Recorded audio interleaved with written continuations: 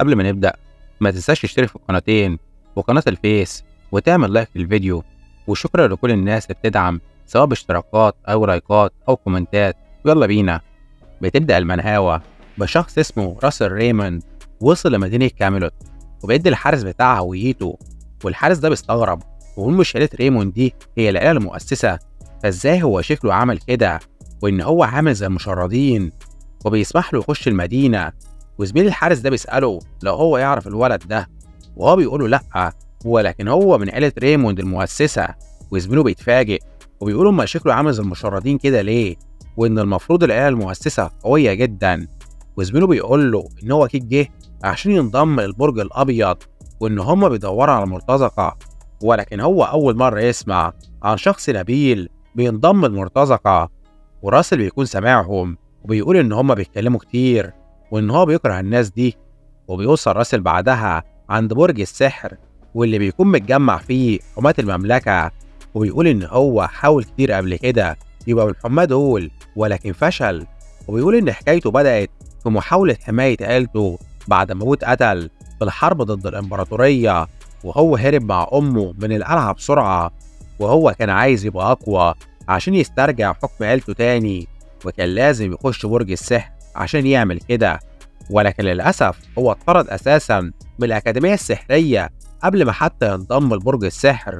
وقادة الأكاديمية ساعتها سموه بالفاشل الأسوأ في تاريخ الأكاديمية، وإن هو فشل في 3 مواد، وكمان ما قدرش حتى يوصل الدائرة السحرية التانية لحد دلوقتي.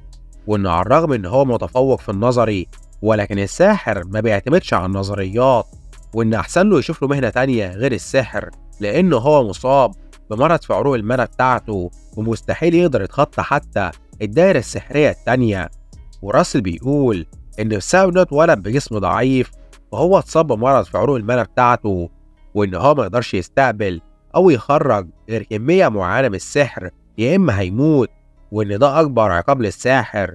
وبيقول إن في خلال الرحلة بتاعته كمرتزق فهو قدر يوصل للدائرة السحرية التانية بالصدفة، ولكن ده كله ملوش لازمة بالنسبة له لأن هو لسه ساحر ضعيف جدا مقارنة بالباقي.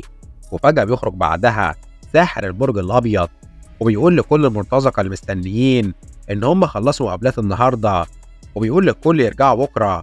وكل الموجودين بيتعصبوا وبيقولوا إن هم فضلوا مستنيين فترة كبيرة وإن هم ما يقدروش يستنوا أكتر من كده. وراسل بيقول إن الشحاتين اللي زيهم ما يقدروش يعترضوا. وبيسمع بعدها 2 منهم بيتكلموا وبيقولوا إن المتحف طالب سحرة يشتغلوا هناك، وإن هم طالبين سحرة بدايرة سحرية واحدة عشان يشتغلوا عمال نظافة. وراسل بيخرج الفلوس اللي معاه وما بيلاقيش معاه غير عملة واحدة بس، وبيقول إن هو ما عندوش حل تاني وإن هو يروح يقدم معاهم على شغل عمال النظافة. وبيروح فعلا راسل مع باقي السحرة للمتحف، ومدير المتحف بيفضل يشرح لهم الشغل بتاعهم وبيقول لهم إن المتحف مهم جدا وإن هو عايزهم يسيطروا على سحرهم وهم بينظفوا، وإن هم لو كسروا أي حاجة فعقابهم مش هيبقى بالساهل. وراسل بيقول إن كل الحاجات اللي في المتحف هنا معظمها مزيف، وإن هو مش عارف هو بيبالغ ليه. وبيوصل بعدها عند مكان معين في المتحف وبيحس بحاجة غريبة، وبيقول إن هو حاسس إن هو عارف المكان ده، وبيتساءل إيه غرفة الوحوش الأسطورية دي. وفجأة بيلاقي الخاتم بتاعه اللي في جيبه بدأ يهتز بشكل كبير، وراسل بيستغرب وبيقول فيه إيه، وإن هو أول مرة يشوف خاتم أمه بيتصرف بالطريقة دي. وبيفتح بعدها الباب ده وبيسيب المجموعة اللي كان معاها وبيخش جوه، وبيقول إن رجله بتتحرك لوحدها وإن هو مش قادر يسيطر على جسمه. وأول ما بيخش بيلاقي هيكل عظمية كبيرة في المكان، والاهتزاز اللي في الخاتم بتاعه بيبدأ يزيد بشكل كبير. وراسل بيسأل أمه لو في حاجة معينة هي عايزة تقوله عليها، وبيفتكر ذكرياته مع أمه أما كان بيزور المكان ده وأمه بتشاور له على مكان معين عشان يزوره. وراسل بيتفاجئ وبيروح بسرعة على المكان ده، بيلاقي معروض قلب تنين. وراسل بيستغرب وبيقول إن في حاجة غريبة، وليه الخاتم بتاعه اللي شبه عين التنين ده دله على قلب تنين. وبيلبس الخاتم وبيسأله هو عايز يدله على إيه بالظبط، وإن هو مش فاهم أي حاجة. ولكن أول لما لبس الخاتم الاهتزازات بتاعته وقفت. وراسل بيستغرب وبيقول إن مفيش حاجة حصلت، وإنه متأكد إنه بدأ يهلوس أو يصاب بالجنون بسبب فشله في حياته. ولكن فجأة الخاتم بيبدأ يخرج منه طاقة كبيرة جدا، وراسل بيلاقي صوت بيكلمه وبيقول له إن الخاتم اتجمع أخيرا مع القلب، وبيظهر قدامه تنين وبيقول له إن هو شخص مثالي عشان يبقى المؤسس لعالم أساطير جديد، وإن هو هيديله فرصة جديدة عشان يغير العالم ده. وبتبدأ تظهر رسائل لراسل إن عين التنين المقدس بدأت تفعل قوتها، وإن فرصته الجديدة بدأت. وبيصحى راسل بعدها على حد عمال ينادي عليه، وراسل بيستغرب وبيقول إن هو عارف الصوت ده كويس، والشخص ده بيروح يضربه ويصحيه من النوم. وراسل بيتفزع وبيسأله فيه إيه، والمدرس ده بيقول له إن هو عارف إن درجاته ممتازة، ولكن إنه ينام في الدرس بتاعه وهو كده بيقلل منه. وراسل بيتصدم وبيقول إن ده المدرس هيلبرت، ولكن هو آخر مرة شافه فيها كان ميت. وبيبص حواليه بيلاقي نفسه مع تلاميذ كتير، وبيبص على اللبس بتاعه وشكله وبيقول إن هو رجع بالزمن، وإن هو دلوقتي في الأكاديمية. وبيكون مستغرب من اللي بيحصل، والمدرس هيلبرت بيقول لراسل إن هو بيتصرف بطريقة غريبة وبيطرده بره الدرس. وراسل بيضل يفكر وبيكون مستغرب، وبيقول إن هو عمره ما سمع عن سحر الرجوع بالزمن، وبيفتكر كلامه مع التنين اللي قال له إن هو يديله القوة والفرصة التانية اللي هو محتاجها عشان يغير العالم، وبيقول إن ده أكيد كان قصده. وبيبص بعدها على الخاتم بتاعه بيلاقيه مش موجود معاه، وبيتسائل لو أمه هي المسؤولة عن مساعدته. والمدرس هيلبرت بيخرج بعدها وبيقول لراسل إن هو مستغرب إن هو نام في الدرس بتاعه، وإن هو أول مرة يعملها، وبيقول له إن هو عايزه يحضر للمكتب بتاعه في الاستراحة لأنه عايز يتكلم معاه. وراسل بيقول له طيب، وراسل بعدها بيكون فرحان جدا، وبيقول إن هو بقاله فترة كبيرة ما عملش مشاكل. وفجأة بيظهر شخص وراه وبيضربه، وراسل بيتضايق وبيقول مين الغبي اللي عمل كده. وبيظهر 3 أشخاص وراه وبيقولوا له هو بيشتم مين فيهم، وواحد فيهم بيحاول يضربه تاني، ولكن زميله بيوقفه وبيقول له إن الأساتذة موجودين في المكان وإن هم هيشوفوهم. والشخص ده بيقول له إن هو قال له يسخنوا المحاضرة، ولكن هو نام طول المحاضرة وما عملوش أي حاجة نهائي. وراسل بيقول إن الشخص ده هو كوما فريدريك، وإن هو فاكره. وكوما بيقول له لو هو مش عايز يموت فيلحق بيهم للحمامات. وراسل بيدانه يضحك بعد ما بيمشوا، وبيقول إن هو فاكر الأحداث دي كويس. وفجأة بتظهر له رسالة من النظام وبتقول له إن أول مهمة في تغيير العالم بدأت، وإن أول مهمة بالنسبة له هو إنه يعلم المتنمرين دول الدرس. وراسل بيستغرب وبيقول إيه اللي بيحصل، وهل ده سحر وهم ولا إيه؟ وكوما بيسأل راسل هو ما جاش وراهم ليه، وإن هم في الأكاديمية ومفيش مكان يقدر يهرب فيه منهم، ولكن لو هو عايز يجرب يقدر يهرب. وراسل بيقول إن هو ينسى موضوع المهمة اللي ظهرت دي، وإن هو هيعلم ال3 أوغاد دول درس الأول. وراسل بيقول إن بعد السنين اللي عاشها كمرتزق وشاف فيها نية القتل والوحوش المميتة اللي ظهرت له، فالأوغاد دول ما يعتبروش حاجة بالنسبة لهم. وكوما بيقول لراسل إن هو أخيرا وصل وإن هم استنوه كتير. وراسل بيشتمه وبيسميه بالحشرة، وبيقول له إن هو جه عشان يعلمهم الأدب، وهم بيفضلوا يضحكوا وبيقولوا إن راسل أخيرا اتجنن. وواحد فيهم بيروح يهجم على راسل، ولكن راسل بيتفادى هجمته بسرعة وبيهجم عليه بإيده بهجمة قوية جدا وبيهزمه. وزميله بيتصدم وبيروح يهجم على راسل، ولكن راسل بيهجم عليه هجمة قوية وبيهزمه هو كمان. وكوما بيفضل يضحك وبيقول لراسل إن هو متفاجئ، وإن هو أكيد اتعلم فنون القتال لأنه ما يقدرش يستعمل السحر، وإن هو كان متوقع كده من ساحر من عيلة متدمرة. وبيخرج كوما سلاح سحري وبيقول له إن هم ما يقدروش يستعملوا السحر جوه الأكاديمية، ولكن هم يقدروا يستعملوا الأغراض السحرية زي ما هم عايزين. وبيروح يهجم عليه وبيقول له إن هو يقتله، ولكن راسل بيوقف هجمته بكل سهولة. وكوما بيتصدم ويقول إيه اللي بيحصل، وراسل بيكسر إيده ويقول له إن هو شخص فاشل، وإن هو اتطرد من عيلته بعد ما إخواته سيطروا على الحكم، وإن هو لو تعامل مع شخص قوي بيخاف منه، ولو هو تعامل مع شخص ضعيف بيتنمر عليه، وإن هو بيكره الأوغاد اللي زيه. ولكن هو غلط أما فكر حتى يهين عيلته بكلامه. وكوما بيتصدم وبيعتذر لراسل وبيقول له يرحمه، ولكن راسل بيهجم عليه وبيفضل يضرب فيه. وبعد ما راسل بيهزم ال3 بيخرج وبيقول لهم اتصرفوا بشكل كويس من أول دلوقتي يا إما هو هيقتلهم. وبيروح راسل بعدها يرتاح، وبيقول إن هو المفروض كان يسيطر على نفسه أكتر من كده، وإن هو حاسس إن عينه بتؤلمه. وفجأة بتظهر له رسالة من النظام وبتقول له إن هو يستلم حجر سحري من الدرجة الضعيفة، وفعلا بيستلم حجر سحري من النظام، والنظام بيقول له ياكل الحجر السحري ده. وراسل بيتفاجئ وبيقول ياكل حجر سحري ازاي، وراسل بيكون مستغرب جدا وبيقول ان حتى البشر البدائيين ما كانوش بياكلوا الحجارة، وبيقول مش مهم وان هو هيحاول، وبياكل الحجر. والنظام بيقول له ان بدأت عملية تحليل الحجر السحري، وراسل بيقول ان ده كله اكيد جزء من الفرصة الجديدة اللي هو اخدها، وبتبدأ طاقة جديدة تنتشر في جسم راسل وهو بيتصدم. والنظام بيقول له ان هو بدأ يمتص الطاقة السحرية المخزنة في الحجر السحري، وراسل بيبدأ يتألم من كمية المنى الكبيرة اللي بتخش جسمه. والنظام بيقول له ان المنى دخلت دايرته السحرية وانها بدأت تزيد، وبتبدأ بعدها الطاقة في جسم راسل تستقر تاني. وراسل بيفرح وبيقول ان هو كان ممكن يموت بسبب المنى الزيادة دي، وبيقول ان بفضل الطريقة الجديدة دي فهو متأكد ان هو يقدر يتخطى مرض عروق المنى بتاعه، وان هو عارف كل حاجة عن ماضيه والمستقبل، وان باستعمال معرفته دي فهو يرجع قوة عيلته تاني زي ما كانت. وبيروح راسل بعدها يقابل هيلبرت، وهيلبرت بيقول له ان هو النهارده كان بيتصرف بطريقة غريبة، وبيسأله لو في حاجة حصلت له، وراسل بيقول له لأ. وهيلبرت بيقول له ان هو سمع اشاعات ان هو بيتعرض للتنمر وان هو عايز يساعده، وراسل بيقول ان دي طبيعة المدرس هيلبرت، وان هو الوحيد اللي في حياته السابقة اللي ما سابوش يستسلم لحد النهاية. وراسل بيقول ان هو كان دايما عايز يقول له الجملة دي ولكن ما قدرش، وبيقول لهيلبرت ان هو كويس ومش عايزه يقلق عليه، وان هو بيشكره على مساعدته ليه طول الفترة اللي فاتت.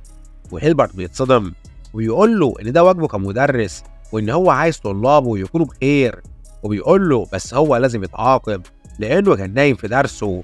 وبيديله كتاب وبيقول له ان هو عايز يكتب مقالة عن العناصر السحرية الموجودة في الكتاب ده، وبيقول له ان الكتاب ده حتى التلاميذ الاكبر منه بيعانوا معاه، ولكن هو متأكد من قدراته. والنظام بيبعت راسل مهمة ان هو لازم يخلص اختبار مدرس هيلبرت عشان يستلم جايزة من النظام. وراسل بيتفاجئ ان حتى واجب المدرس هيلبرت اتحول لمهمة، وهيلبرت بيسأل راسل لو المقالة هتبقى صعبة عليه، وراسل بيقوله لأ وان هو يخلصها.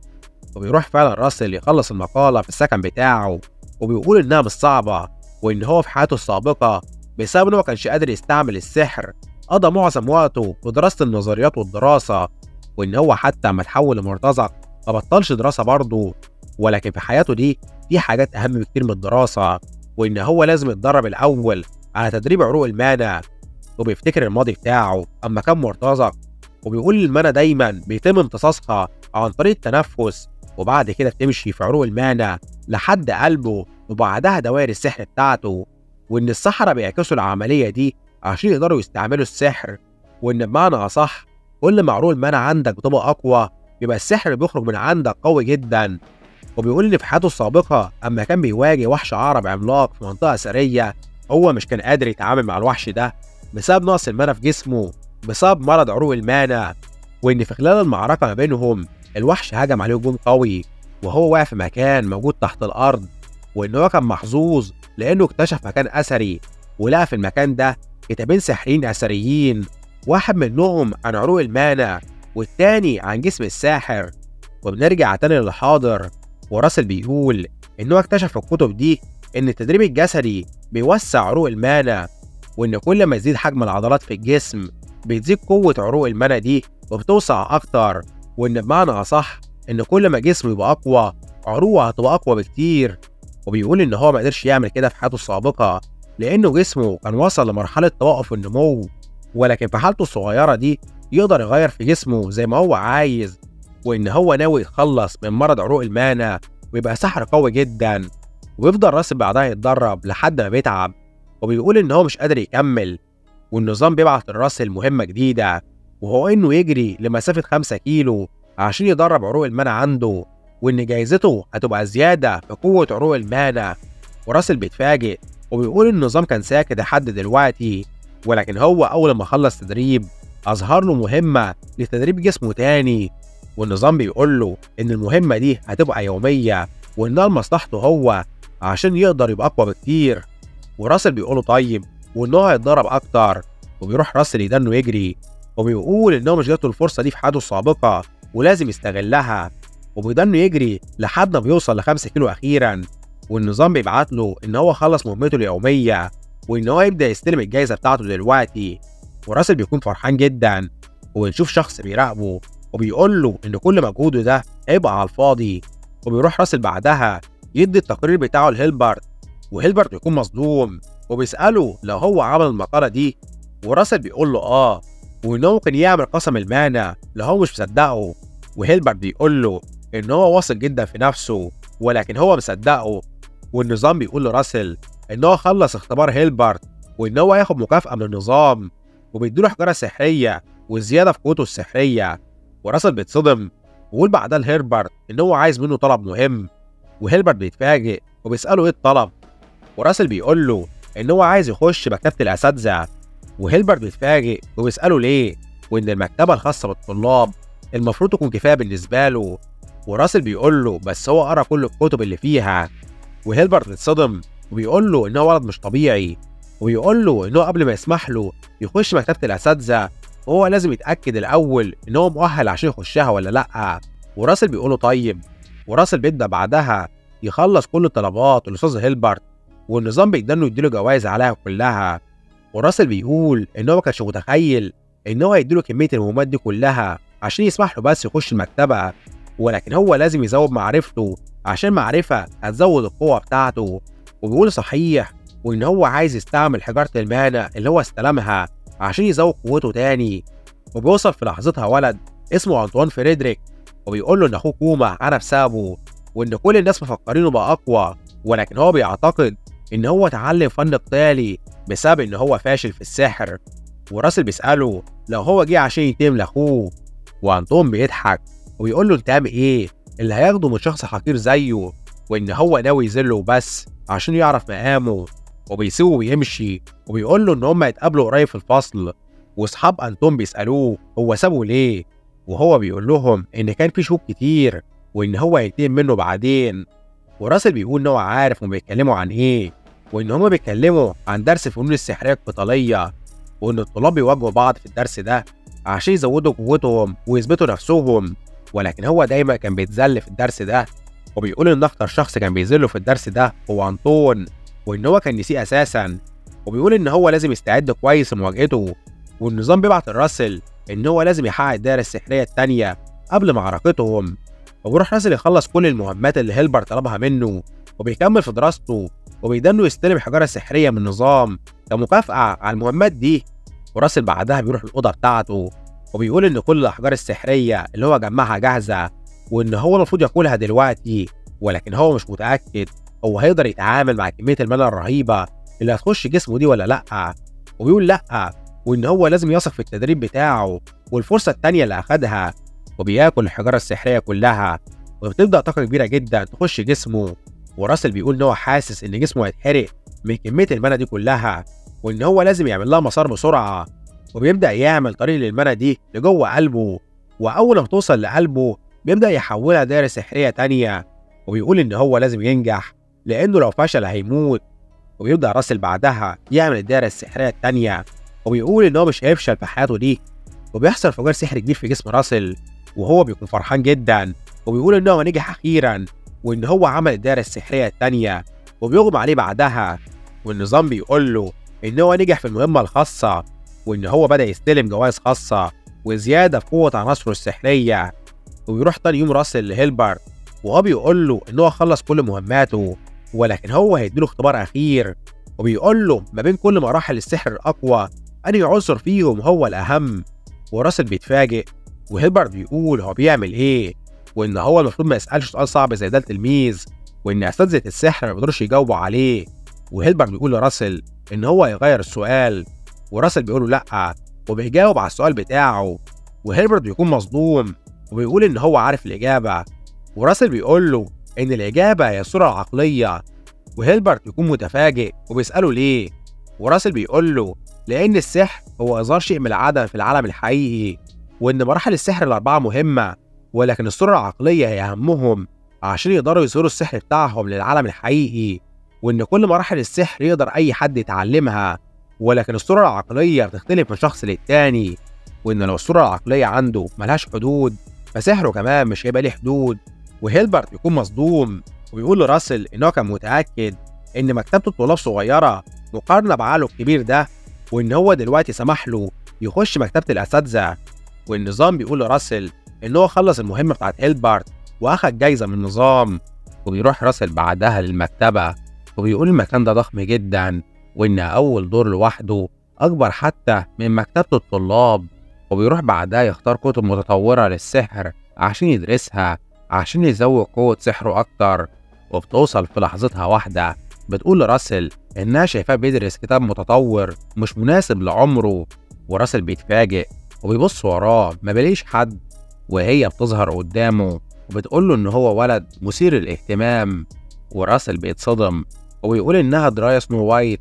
وراسل بيروح يقدم لها التحية وبيقول لها إن هو اتشرف إن هو قابل معلمة برج النار الأسطورية.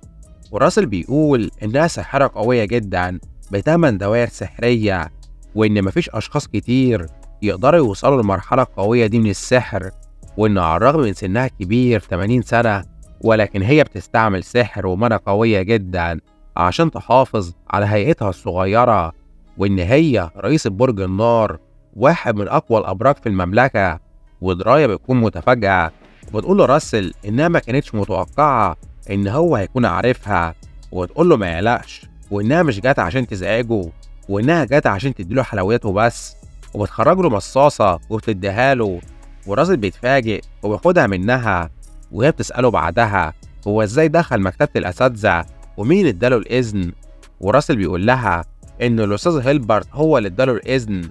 ودراية بتتفاجئ وبتقول إنها ما كانتش متخيلة إن شخص متحفظ زي هيلبرت ممكن يديله الإذن. وراسل بيقول لها بس هو مش اداله الإذن بسهولة. وهي بتقول له لأ، وإنها عارفة هو ليه اداله الإذن، وإن هو كان بيدرس كتب مثيرة للإعجاب، وكمان المانع اللي خارجة منه قوية ونقية بشكل مش طبيعي، وإن هو شخص نادر جدا وجذب انتباهها. وراسل بيتفاجئ وبيتسائل لو هي اكتشفت حاجة من قوته، وهي بتقول له ما يقلقش وإنها مش جت المكان ده عشان تحقق معاه. وبتستعمل بعدها سحرها وبتخرج من المكان، وبتقول له إنها عايزاه تشوفه بيمه وإنها حاطة عليه آمال كبيرة. وراسل بيقول لها طيب. وراسل بعدها بيخرج من المكتبة بعد ما خلص دراسة، وبيقول إنه ما كانش متخيل إن هو هيقابل دراية أبدا. وأنطون وشوية من صحابه بيشوفوا راسل وبيقولوا كان بيعمل إيه في مكتبة الأساتذة. وأنطون بيقول لهم إن هو أكيد ده إنه يترجى الأساتذة عشان يسمحوا له يدخل، وإن هو لو عمل إيه هيفضل ضعيف برضه. وأنطون بيقول لراسل إن هو هيستناه قريب في القتال ما بينهم. وراسل بيقول له طيب. وبروح بعدها لدرس المعارك السحرية واللي الطلبة بيتنافسوا فيه من بعضهم عشان يتعلموا السحر، وإن الشخص اللي بيتم اختياره من الأستاذ بينزل الحلبة وبيختار الخصم بتاعه عشان يواجهه. والأساتذة في العادة بيختاروا التلاميذ الأضعف عشان يسمحوا لهم يختاروا أشخاص في نفس مستواهم. وراسل بيقول إن في حياته السابقة هو دايما كان أول شخص بيتم استدعائه للحلبة، وكل التلاميذ الموجودين بيكونوا متأكدين إن راسل أول واحد هيخرج بسبب عروق المنى بتاعته، وبيفضلوا يتحايلوا على راسل يختارهم هما عشان يعلوا درجاتهم في السحر القتالي أول لما يهزموه. والمدرس بيقول للكل يسكتوا وإن هو يختار أول تلميذ هيبدأ المعركة السحرية، وبيختار أنطون فريدريك. وكل الموجودين بيتصدموا وبيقولوا إزاي، وإن أنطون مش ضعيف عشان يختار خصمه. وأنطون بيشكر المدرس على تنفيذ الطلب بتاعه، والمدرس بيقول له ما يقلقش وإن ده شكره للعيلة بتاعته على الخدمات اللي هم عملوها له. وراسل بيدنه يضحك وبيقول إن هو كان عارف. وأنطون بيقف في نص الحلبة وبينادى على راسل وبيقول له ينزل يواجهه بسرعة. وبيروح قبلها بشوية لهيلبرت اللي بيكون قاعد مع دراية، وبيقول لها إنه ما كانش يعرف إن معلمته هتزوره، وهي بتقول له إنها اشتاقت تلميذها عشان كده جت تشوفه. وبتسأله هو ادى الولد راسل إذن لاستعمال مكتبة الأساتذة ليه، وهيلبرت يتفاجئ وبيسألها لو راسل عمل أي مشاكل معاها، وهي بتقول له لأ، ولكن هي ما شافتش حاجة نادرة زي الولد ده بقالها فترة كبيرة. وهيلبرت بيقول لها لو هي بتتكلم عن مرض عروق المنى بتاعه فهو فعلا مرض نادر، ودرايا بتقول له إن هو غبي وإنها مش متعودة على كده منه. وهيلبرت بيتصدم وبيسألها ليه، وهي بتقول له إن المفروض كان يلاحظ إن راسل اتغلب خلاص على مرض عروق المنى بتاعه، وإن هو وصل دلوقتي للدائرة السحرية التانية. وهيلبرت بيتفاجئ، وبنرجع تاني لحلبة القتال، وراسل بيجيله رسالة من النظام بتقول له إن هو لو كسب المعركة دي هياخد جايزة من النظام عبارة عن سحر التخزين وحجارة سحرية. وراسل بيتفاجئ وبيقول إن سحر التخزين ده سحر نادر جدا، وإن نسبة قليلة من السحرة هما اللي بيستعملوه، وإن هو هيفيده في تخزين ممتلكاته. وأنتون بيشتم راسل وبيسأله هو ما بيحضرش السحر بتاعه ليه، ولا هو خايف، وبيقول له طالما هو خايف يترجاه عشان يرحمه. وراسل بيدنه يضحك وبيحرر القوة بتاعته، وبيقول له هو يخاف من حشرة زيه ليه. وأنتون وكل الموجودين بيتصدموا وبيقولوا إن السحر اللي حرره ده معناه إنه هو وصل للدائرة السحرية التانية، وإن ده مستحيل. وأنتون بيستعمل سحر النار وبيهجم على راسل بيه، وراسل بيتفاجئ وبيستعمل سحر الدروع بسرعة وبيصنع درع وبيصد بيه هجوم النار الخاص بأنتون. والأستاذ اللي بيكون بيتفرج على المعركة بيكون متفاجئ وبيقول إن هو استعمل درع منحني عشان يغير مسار هجمة أنتون، وإن هو ولد ماهر جدا. والأستاذ الخاين اللي ساعد أنتون بيكون مصدوم وبيقول إزاي، وإن راسل المفروض ما عندوش سحر، وإن أكيد كان مخبي قوته. وأنتون بيكون متفاجئ وبيقول إن السحر بتاعه قرب يخلص، وإن هو مش متخيل إن هو صد حكمته. وراسل بيلاحظ إن سحر النار خاص بأنتون وقف، وبيستعمل سحر النار بتاعه وبيرمي سهم نار قوي ناحية أنتون. وأنتون بيتصدم وبيستعمل سحر الدروع بتاعه عشان يوقف سهم النار خاص براسل، وبيقول إزاي الحشرة ده يعمل فيه كده، ولكن بيتصدم أما بيلاقي راسل محضر سهم نار تاني، وراسل بيرمي أسهم النار على أنتون، وكل الموجودين بيتصدموا. والأستاذ الخاين ده بيقول إن هو بيستعمل السحر الثنائي، والأستاذ اللي جنبه بيقوله لأ، وإن هو بيستعمل إيد واحدة بس في الهجوم، ولكن استدعائه للسحر سريع جدا لدرجة إن هو يبان إن هو سحر ثنائي. وأنتون بيدانه يضحك على راسل وبيقول له طالما سحر النار هو الحاجة الوحيدة اللي يقدر يستعملها في هجماته فهو مش هيقدر يأذيه، لأن هو عنده درع مخصوص عشان يحميه من هجمات النار، وإن الدرع بتاعه ده منيع ضد هجمات النار. وراسل بيقول له إن هو غبي وإن هو كان مستني اللحظة دي. وأنتون بيقول إن هو هيستنى لحد ما المنى بتاعت راسل تخلص وبعدها هيقضي عليه، ولكن بيتفاجئ أما راسل بيلغي سحر النار بتاعه وبيحوله لسحر رياح. وأنتون بيتصدم وبيقول إزاي، وراسل بيهجم على أنتون بسهم الرياح وبيكسر الدرع بتاعه وبيصيبه بهجمة مباشرة. وأنتون بيقول إزاي، وإن هو كان قادر يحدد نوع الدرع وكمان يغير سحره في وسط الهجوم. وكل الأساتذة الموجودين بيكونوا مصدومين وبيقولوا إن هم كانوش يعرفوا إن راسل موهوب للدرجة دي. وأنتون بيكون متفاجئ وبيقول هعمل إيه دلوقتي، ولكن بيلاقي راسل ظهر قدامه وهجم عليه بإيده اللي بيكون مغلفها بسحر البرق وبيقدر يصيبه إصابة كبيرة. وأنتون بيحاول يستعمل سحر النار عليه، ولكن راسل بيهجم عليه تاني وبيصيبه. والأستاذ الخاين بيقول إن راسل ما بيستعملش السحر وإن هما لازم يوقفوا المعركة دي حالا. وهيلبرت بيظهر جنبه وبيقول له يبص كويس، وإن راسل بيستعمل فعلا السحر. والمدرس ده بيبص على راسل بيلاقيه مغلف جسمه بهالة عاملة زي هالة الجنود وبيستعملها في هجماته. وهيلبرت بيقول إن هو مش عارف مين اللي علمه السحر ده، ولكن هو قوي جدا. وراسل بيكمل ضرب في أنتون بكل قوته بالسحر بتاعه لحد ما بيهزمه خالص، وأنتون ما بيكونش قادر يتحرك، وكل الموجودين بيكونوا مصدومين وبيقول إن راسل الفاشل هزم أنتون وإن ده مستحيل. والأستاذ الخاين بيقول هيعمل إيه دلوقتي وإن هو كده في ورطة. وهيلبرت بيسأله هو بيعمل إيه، وإن المفروض ينزل يعلن الفايز في المبارزة، وإن هو لو متردد يعلن الفايز هو اللي هينزل يعلن. والأستاذ ده فعلا بيعلن إن راسل هو اللي كسب المبارزة. والأستاذ ده بعدها بيروح لراسل وبيقول له إن هو اللي كسب وإن هو يقدر يمشي من الفصل دلوقتي. وراسل بيقول له بس هو لسه ما خلص، وبيقول له إن القوانين بتقول إن الفايز ليه الحق يفضل يختار في أخصامه لحد ما هو يقرر عكس كده. وبيختار واحد من أصحاب أنتون عشان يبارزه، والنظام بيفضل يديله الجوايز المهمة اللي هو خلصها. وبنروح بعدها لهيلبرت اللي بيكون بيفكر في اللي حصل، وبيقول إن راسل كسب 14 مبارزة على التوالي، وإن هو قوي جدا، وإن ما كانش متوقع كده، وإن الشخص الوحيد اللي لاحظ موهبة راسل كانت معلمته دراية. بس بيتسائل هو بقى قوي كده في الفترة الصغيرة دي إزاي؟ وبيروح بعدها راسل اللي بيفضل يستلم جوائز المهمات بتاعته من النظام، وبيستلم سحر التغذية كمان من النظام، والسحر ده بيفتح قدامه وبيكون متخزن فيه كل الجوائز بتاعته.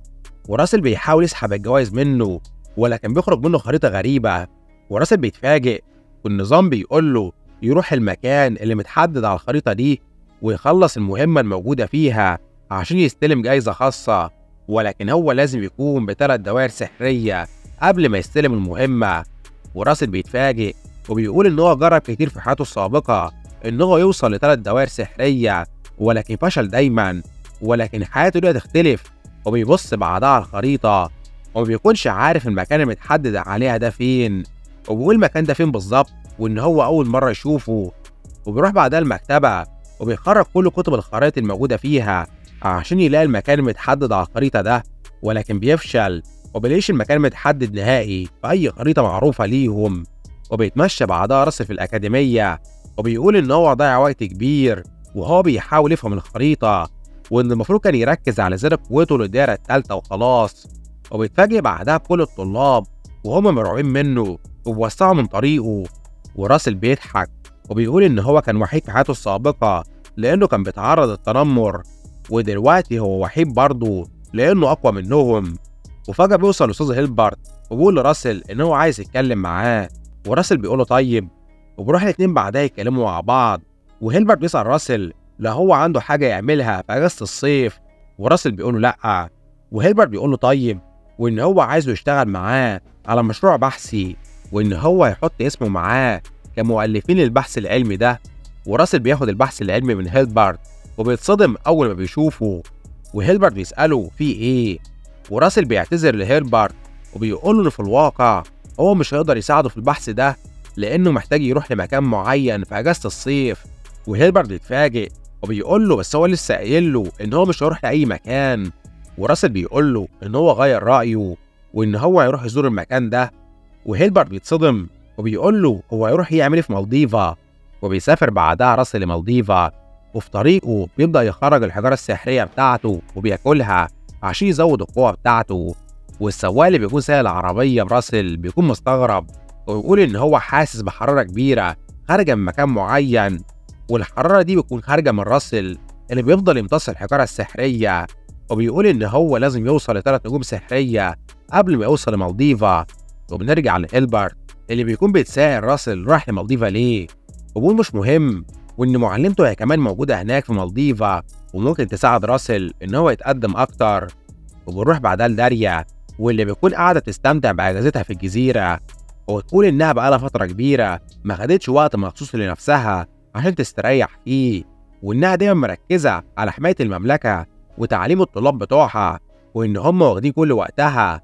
وبتفتكر كلامها مع طلاب برج النار بتاعها وهي بتقول لهم إن في 3 أرقام مميزين لأي ساحر، وهو رقم 3 و6 و9، ورقم 9 بيمثل النهاية لأي ساحر قدر يوصل الدائرة السحرية التاسعة لأنه ما يقدرش يوصل لأكتر من كده، ورقم 6 بيمثل معاناة الساحر اللي بيحاول يوصل الدائرة السادسة عشان يتحول لسيد سحر، ورقم 3 بتمثل الوحدة اللي بيبدأ يعاني منها الساحر اللي بيوصل ل3 نجوم، وإن بيبدأ كل اللي حواليه يتخلوا عنه ويسيبوه لوحده. وداريا بتقول إن أي ساحر موهوب بيوصل ل3 دوائر سحرية بسرعة مصيره يبقى وحيد. وتتساءل الولد راسل ده أخباره إيه، وإن هو طفل موهوب جدا ويستحق اهتمامهم. وبيروح بعدها راسل اللي بيوصل الجزيرة، والسواق بيقول له إنهم وصلوا خلاص، ولكن مش بيليه بيرد، وبيروح يطمن عليه ولكن بيتصدم أول ما بيشوفه. وبيروح راسل بعدها يدنه ياكل، وبيقول إن هو استعمل كمية طاقة كبيرة جدا من جسمه عشان يقدر يحافظ على استقرار المنى في جسمه، وإن بسبب كده فقد وعيه نتيجة لإرهاقه الشديد. وبيقول مش مهم، وإن هو قدر خلاص يحقق الدائرة السحرية التالتة دلوقتي، وإن هو اتخطى حياته السابقة كلها في عدة شهور بس، ولكن ده مش نهاية الخط بالنسبة له، وإنها البداية بس، وإن هو يبقى الأقوى. وبيخرج بعدها الخريطة وبيقول إن هو عارف إن المكان اللي بيدور عليه موجود هنا، ولكن هو مش قادر يحدد فين بالظبط. وبعدها بيسمع شخص بيقول إن في رحلة ترفيهية هتروح لبركان بومبايو، وإن هو بركان مميز. وراسل بيتفاجئ وبيروح راسل معاه فعلا الرحلة دي، والدليل بتاع الرحلة بيقول لهم إن بركان بومبايو ده كان في الواقع مجرد جبل عادي، ولكن اتحول لبركان لأن في مخلوق قديم عايش فيه. وراسل بيقول إن في كائن واحد بس قوي كفاية عشان يحول الجبل لبركان، وإن هو أكيد يقصد تنين النار. والدليل بعدها بيدانه يقدم لهم مسرحية عن التنين اللي عايش في البركان ده. وراسل بيقول إن أحسن له يمشي من هنا قبل ما ذكائه يتأثر بالسلب من الشخص ده. وبينط راسل من فوق الجبل وبيدانه متبع الخريطة لحد ما بيوصل لشلال موجود في الجبال، وبيقول إن السبب في الرجوع بالزمن والفرصة التانية اللي أخدها كان تنين. فهل التنين اللي عايش في البركان ده ليه علاقة بيه ولا لأ؟ وفجأة بتبدأ أضواء غريبة تخرج من الخريطة وبتعمل مسار الراسل، وهو بيتفاجئ وبيقول إن أكيد ده الدليل اللي المهمة بتاعته قالت عليه. والضوء ده بيخترق الشلال وبيخش جواه، وراسل بيقول إن هو لازم يعدي من الشلال ده، وبيستعمل سحر الرياح بتاعه وبيضرب بيه المية وبيخش من خلالها لجوه الشلال. وأول لما بيخش بيكون متفاجئ إن موجود كهف في المكان ده، وبيقول إن هو كان مستغرب إن المهمة طلبت منه يوصل للدائرة السحرية التالتة قبل ما يوصل للمكان ده، ولكن هو مش شايف أي وحوش أو أي حاجة تستحق سحر من الدائرة التالتة. وبيضل يتمشى في الكهف لحد ما بيوصل لمنطقة سرية، وبيشوف بعدها الضوء بيدله على باب معين موجود في المكان. وراسل بيقول إنه المفروض يتبع الضوء ده ويشوف إيه اللي ورا الباب، ولكن هو بيتحرك بيحس بحضور ظهر في المكان. وراسل بيقول إن هو غلط، وإن حياته الجديدة نسيته الحذر بتاعه كمرتزق، وإن هو كان مآمن إن مفيش وحوش أو أعداء في المكان ده، ولكن نسي إن معنى عدم وجود وحوش إن في وحش قوي جدا في المكان مانعهم من الظهور. وبتظهر سحلية ضخمة قدام راسل وهو بيتصدم وبيقول إن دي سحلية كامادو، وهي بتروح تيجي مع راسل بسرعة وبتحاول تقتله. وراسل بيتفادى هجمتها بسرعة وبيقول إن سحلية كامادو دي محتاجة فرقتين كاملين من المرتزقة عشان يقدروا يهزموها، وإن هو الحل الوحيد قدامه حاليا هو إنه يهرب من المكان ده. وبيستعمل سحر البرق بتاعه ويبدأ يصنع أسهم منه، والسحلية بتروح تهجم عليه، وراسل بيهجم عليها بسحر البرق بتاعه وبيقدر يصيبها بيها إصابة كبيرة، وبيروح يهرب ناحية البوابة وبيقول إن هو عطلها لفترة صغيرة وإن هو لازم يخش من الباب ده بسرعة. ولكن الحراس اللي موجودين على الباب بيتحركوا وبيقفوا قدامه وبيقولوا له يثبت قوته قدامهم عشان يقدر يخش من خلال الباب ده. وراسل بيتصدم، وفجأة السحلية بتظهر ورا راسل تاني وهو بيتفاجئ وبيقول إن هو في مشكلة وإن هو مش قادر يعدي من الباب ده، وفي نفس الوقت لازم يقضي على السحلية دي. وبيستعمل القوة السحرية بتاعته وبيقول مش مهم، وإن هو هيجبرهم يفتحوا الباب ليه، ويبدأ يكون سحر النار عشان يهجم بيه على السحلية. ولكن النار بتاعته بتبدأ تتسرب للجوهرة السحرية الموجودة على الباب، والسحلية دي أول ما بتحس بقوة راسل بتتصدم وبتوقف هجومها وبتروح ناحية راسل. وراسل بيتفاجئ وبيتسائل هي بتعمل إيه، وهي بتنحني قدامه. وراسل بيتصدم وبيقول إيه اللي بيحصل. وفجأة الكريستالة اللي في الباب وراه بتبدأ تتفعل وبتقول له إن هو أسبق قوته خلاص وإن هو يقدر يخش جوه الباب دلوقتي. وبيظهر سحر ضخم وبيغطي راسل، وراسل بيفوق بعدها وبيلاقي نفسه في مكان غريب متغطي بالجليد. وراسل بيتصدم وبيقول هو فين، وبيقول إن ده أكيد سحر الانتقال لأنه متأكد إن هو كان في كهف دلوقتي. وبيبص وراه بيلاقي قرن تنين كبير خارج منه طاقة سحرية ضخمة، والنظام بيبعت لراسل مهمة جديدة بيقول له فيها يهزم كل جولمز الجليد عشان يعدي من المهمة الخاصة دي، وإن جايزته هتكون مجهولة لحد نهاية الاختبار. وراسل بيتصدم وبيقول فين الجولمز دول، وبيبص حواليه بيلاقي جولمز الجليد في كل مكان، والجولمز دي بتتحرك من مكانها وبتروح تحاصر راسل. وراسل بيتصدم وبيقول هو المفروض يهزم الجولمز دي كلهم ازاي، وبيستعمل سحر النار بتاعه وبيهجم بسهم النار على الجولم اللي قدامه وبيقدر يصيبه. وراسل بيقول انه عشان يقدر يهزم جولم لازم يدمر كريستالة المانا اللي مزروعة في قلبه. وبيظهر جرم الجليد اللي راسل هجم عليه، وراسل بيتفاجئ إن هجمة النار بتاعته ما أثرتش عليه وإنها ما اخترقتش جسمه حتى، وبيقول مستحيل، وإن المفروض سحر الجليد يكون ضعيف ضد سحر النار، وبيقول مش مهم، وإن لو سحر النار منفعش عليه فهو يستعمل سحر تاني، ويبدأ يستعمل سحر الرياح عشان يهجم عليهم، ولكن سحر الرياح بيتسحب لوحده. وراسل بيتفاجئ وبيقول اللي بيحصل، وإنه مش قادر يستعمل سحر الرياح. وواحد من الجولمز بيروح يهجم بسرعة على راسل وبيحاول يقتله، وراسل بيتفاجئ وبيستعمل سحر البرق عشان يهجم عليه، ولكن سحر البرق بتاعه برضه بيتسحب، وراسل بيتصدم والوحش بيهجم عليه، وراسل بيتفادى الهجمة بتاعته بسرعة، وبيفتكر بعدها الإشعار بتاع المهمة، وإن المهمة كان اسمها اختبار النار، وإن معنى كده إن مش مسموح له يستعمل حاجة تانية غير النار. والجولم اللي قدامه بيروح يهجم عليه تاني، وراسل بيتفادى الهجمة بتاعته بسرعة، وبيضل يتراجع لحد ما بيوصل لحد الحيطة، والجولمز كلها بتحاصره عشان تقتله. وراسل بيقول إنه ما كانش مفكر إنه هيبقى في أزمة كبيرة زي كده، وبيبدأ يستعمل سحر النار بتاعه وبيحضر أسهم النار، وبيقول إن هو لازم يقضي عليهم كلهم وإن هو مش هيموت هنا.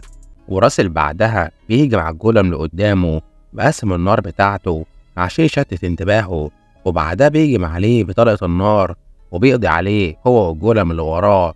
وراسل بيقول إن هو قضى على 2 بطلقة واحدة، ولكن هو ما يقدرش يستمر أكتر من كده، وإن الطلق السحري ده بيسحب مانا كبيرة منه، وإن هو لازم يلاقي طريقة أحسن. وبيروح الجولمز يهجموا عليه وهو بيتجنب هجماتهم بسرعة، وبيقول إن أحسن طريقة للقضاء على الجولمز دي هي ضربة واحدة مميتة للكريستالة الداخلية بتاعتهم. وبيقول إن هو جاته فكرة كويسة، وإن هو محتاج يزود كثافة سحره، وبيبعد بعيد عن الجولمز ويبدأ يستدعي أسهم النار بتاعته، وبيبدأ يجمعهم كلهم في سهم واحد كبير بسحر الدمج بتاعه. وراسل بيبدأ يعاني وهو بيدمج الأسهم دي، لأن سحر الدمج بيكون قوي جدا عليه. وواحد من الجولمز بيستغل الفرصة ويروح يهجم عليه وهو مشغول، وراسل بيقول إن هو هيموت لو فشل دلوقتي، وبيحصل انفجار سحري كبير في المكان، والجولم اللي كان بيهجم على راسل بيتقضى عليه، وراسل هو اللي بيكون قضى عليه بعد ما هو نجح أخيرا يدمج الأسهم بتاعته ويصنع منها رمح النار. والنظام بيقول لراسل إن معرفته السحرية زادت بطريقة كبيرة، وإن هو هيستلم جايزة من النظام. وراسل بيقول إن قوة الرمح دي عالية جدا، وإنها قريبة من قوة ساحر ب5 دوائر سحرية، وإن هو ما يقدرش يحافظ على وجود الرمح ده لفترة كبيرة، ولازم يخلص بسرعة. ويروح يهجم على الجولمز وبيقول إن هو يخلص عليهم بسرعة قبل ما سحره يخلص. والجولمز بتحاول تهجم عليه، بس راسل بيستعمل كل سرعته مع رمح النار وبيقدر يقضي على 3 منهم بسرعة، وباقي الجولمز بيروحوا يحاصروه. وراسل بيقول إن هو متبقي بس 4 جولمز، وإن هو محتاج يخلص بسرعة، وبيروح يهجم على 2 كمان منهم بالرمح بتاعه وبيقضي عليهم. وبيقول إن متبقي كده 2 بس منهم، وواحد من الجولمز بيحاول يهجم على راسل المشغول، ولكن هو بيتفادى هجمته بسرعة. وراسل بيقول إن هو يتخلص من الجولم ده عشان يفضى لآخر جولم، وبيستعمل رمح النار وبيشق الجولم ده لنصين وبيقضي عليه. وبيقول إن دلوقتي متبقي جولم واحد بس، والجولم الأخير بيظهر ورا راسل وبيهجم عليه بكل قوته وبيرميه بعيد، وراسل بيكون مصاب، وبيقول إن هو كان هيموت لو هو ما صدش الهجمة بالرمح بتاعه. وبيقول إن هو دلوقتي متبقي له هجمة واحدة بس في رمح النار بتاعه، لأن المنى بتاعته خلصت. وبيقول إن هو ما قدموش خيار تاني، وإن هو مش هيقدر يقاتل الوحش ده لأنه مش قادر يتحرك أكتر من كده. وبيستعمل الرمح بتاعه وبيرميه على الجولم، وبيتمنى إن الرمح يقضي عليه لأنه هو هيموت لو الجولم ده ما ماتش. وفعلا الرمح بتاعه بيسيب الجولم وبيقضي عليه، وراسل بيكون فرحان جدا وبيقول إن هو نجح أخيرا. والنظام بيقول لراسل إن هو نجح في المهمة الخاصة، وإن هو ياخد حجارة سحرية متوسطة المستوى، وكمان هياخد قرن الملك المنسي. وقرن التنين ده بيبدأ يتفعل وبيحرر القوة بتاعته ويبدأ يمتص راسل جواه. والنظام بيقول لراسل إن هو يخش ذكريات الملك المنسي عشان يستلم جايزته. وراسل بيصحى بيلاقي نفسه مربوط في مكان غريب، والنظام بيقول له إن هو استلم جايزة غير معروفة، وكمان استلم قرن الملك المنسي. وراسل بيستغرب وبيقول إن الملك المنسي ده هو تنين النار، وبيتسائل لو دي الجايزة بتاعته، وإن هو حاسس إن هما بيعذبوه مش بيدوله جايزة. وفجأة حد بيكلم راسل وبيقول له إن هو اللي جه لحد مكانه بعد ما خلص اختبار النار. وراسل بيتصدم إن هو بدأ يستلم أفكار التنين ده، وإن هو حاسس إن دماغه هتنفجر. والتنين ده بيقول له إن هو هيكافئه بقرن الملك المنسي، وبيرمي القرن ناحية راسل. وراسل بيتصدم والقرن بيخترق جسم راسل، وهو بيبدأ يتألم ومبيكونش فاهم إيه اللي بيحصل. والجسم بتاع راسل بتبدأ الطاقة تنفجر فيه بطريقة كبيرة. والتنين بيقول له إن هو عايزه يستعمل قوته بحكمة، وبيظهر وراه وبيقول له إن هو مدعوم دلوقتي منهم عشان يبقى الأقوى. وبيصحى راسل بعدها بيلاقي نفسه موجود على البحر، وهو بيستغرب وبيقول إن هو رجع لمالديفا تاني إزاي، وبيتسائل إيه اللي حصل. والنظام بيقول له إن هو امتص قوة قرن الملك المنسي، وإن جسمه وصل لحدود تحمله، وإن قوة التنين باقية في القرن ده تم ختمها لحد ما يزود قوة تحمل جسمه، وإن سحر النار عنده وصل لمستوى الخبراء بسبب قوة تنين النار. وراسل بيبدأ يحرر القوة بتاعته وبيتصدم وبيقول إن القوة بتاعته بقت كبيرة جدا، وإن هو دلوقتي على حدود 4 دوائر سحرية. وبيكون فرحان وبيقول إن الجايزة دي مناسبة للمعاناة اللي هو شافها في المهمة دي. تظهر في لحظتها داريا وبتقول لراسل إنها ما توقعتش إنها تشوفه هنا. وراسل بيتفاجئ وهي بتقول له إنها جت المكان ده بعد ما حست بانفجار منى كبير ولقيته هو. وراسل بيشكرها وبيقول لها إنه ما كانش متوقع إن هو هيلاقيها هنا برضه. وداريا بتستعمل قوتها وبتفحص راسل، وبتقول إن هو قرب يوصل للدائرة الرابعة، وإن المنى بتاعته بقت نقية بطريقة مش طبيعية، وإن الولد ده مش إنسان طبيعي. وراسل بيسأل داريا هي بتعمل إيه في مالديفا، وهي بتقول له إن المكان ده اللي هي اتولدت فيه، وجت في زيارة سريعة. وبتسأله طالما هو عرف سبب وجودها فهو موجود هنا ليه. وراسل بيقول إنه ما يقدرش يقول لها الحقيقة، وبيقول لها إن هو جه عشان يبدأ رحلته في استكشاف العالم. وداريا بتتفاجئ وتقول إنها محتاجة تفحص قدرات الولد ده، وبتقول لراسل إنها محتاجة مساعدته في حاجة معينة، وبتستعمل القوة بتاعتها وبتديله رداء سحري. وراسل بيقول إن ده برج السحر الأحمر. وداريا بتقول له ما يقلقش، وإن هي تطلب منه مساعدة بسيطة بس. والنظام بيقول لراسل إن داريا تطلب منه المساعدة ومكافحة تجار العبيد، وإن هو لو ساعدها هياخد حجر سحري من المستوى المتوسط. وداريا بتقول له إن المملكة اللي هم فيها أندومين بتحارب العبودية، عشان كده ممنوع أي تجار عبيد يعدوا من حدود المملكة، ولكن في أشخاص بيحاولوا كل سنة يهربوا عبيد من حدود المملكة عن طريق مالديفا. وبتاخد داريا راسل وبيبحروا في البحر، وهي بتقول له إنها تقدر تعمل المهمة دي لوحدها، ولكن في أجزاء كتير في المهمة تخص إنقاذ العبيد هي هتحتاج المساعدة فيها. وراسل بيقول لها إنها كده عايزة تعمل هجوم مضلل عشان يحرروا العبيد، وهي بتقول له بالظبط وإن هو ولد ذكي. وراسل بيقول إن في حاجة غريبة، وإن ليه زعيمة برج النار تطلب المساعدة منه وهي تقدر تحضر جيش كامل من الصحراء لمساعدتها، وإنه متأكد إنها بتختبره، وإنها طالما ناوية تختبره وهو مش هيخيب ظنها. وبيوصل بعدها الاتنين عند مركب القراصنة، وهي بتقول لراسل إن هو ممكن يشوف مناظر مش مناسبة لطفل زيه، ولكن هي دي الحياة، وإن ده مسار الصحراء والحماة زيهم. وبتطير بعدها في الجو وتقول لراسل إنها تتعامل مع القراصنة وهو هينقذ العبيد. وراسل بيتفاجئ وبيقول هي تقصد إيه بمسار الحماة زيهم. وداريا بتطير فوق السفينة وبتقول إن العملية بتاعتهم المفروض تبدأ دلوقتي، وبتحرك قوتها السحرية فوق السفينة، وبتقول لراسل يتحرك وينقذ العبيد. والقراصنة اللي على السفينة بيكونوا مصدومين وبيقولوا إن هم بيتعرضوا لهجوم، وبيبدأوا يهجموا على داريا بالأسهم بتاعتهم، ولكن الأسهم بتاعتهم ما بتقدرش حتى تخترق مجال السحر الخاص بداريا، وهم بيكونوا مصدومين وبيقولوا إزاي، وإن سحرها قوي جدا. وداريا بتقول لهم إنهم أغبياء، وإن مفيش حد يجرؤ يوصل لموطنها ويخالف قوانينهم، وبتستعمل سحر النار بتاعها وبترميه عليهم، وبتقول لهم إنها تخلي أطفالها يلعبوا معاهم. وكتر النار بتاعتها بتقع على السفينة، والبحارة بيتفاجئوا وبيقولوا إنها بتحاول تولع في السفينة، وبيروحوا يطفوا النار ولكن النار دي بتمسك فيهم وبتتحول لأقزام صغيرة، ودي بتكون المهارة الخاصة بداريا، أقزام النار. والأقزام دي بتحاصر البحارة من كل مكان.